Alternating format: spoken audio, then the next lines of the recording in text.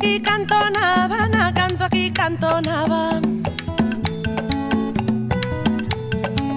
E é como canto tamén, e canto onde me peta.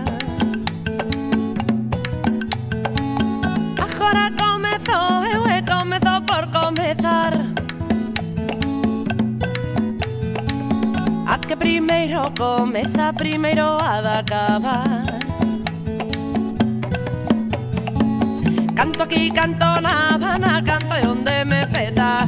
Canto aquí, canto na Habana, canto onde me peta. Canto aquí, canto na Habana, canto onde me peta. Canto aquí, canto na Habana, canto onde me peta.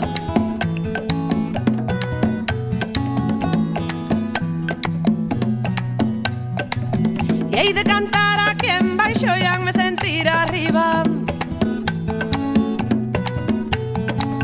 para que diga miña nai e esa é miña filla. E eu se canto fa joven, e eu se canto fa joven. Canto pola miña Joxa e non pola de ninguén. Canto aquí, canto na Habana, canto onde me peta. Canto aquí, canto na Habana, canto onde me peta. Canto aquí, canto na Habana, canto onde me peta. Canto aquí, canto na Habana, canto onde me peta.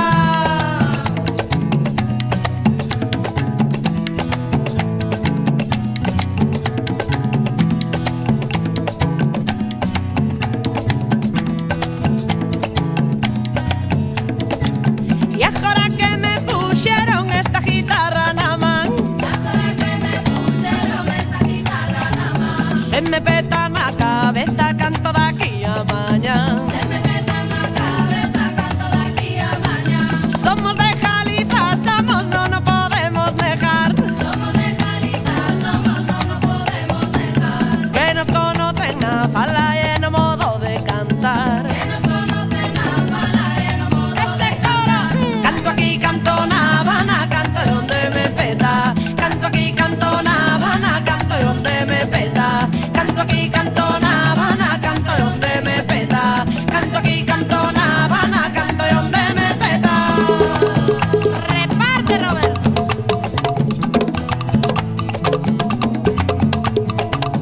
Porque a verdadeira tradición non emana do pasado, nin está no presente, nin se albisca no porvir, non é serva do tempo.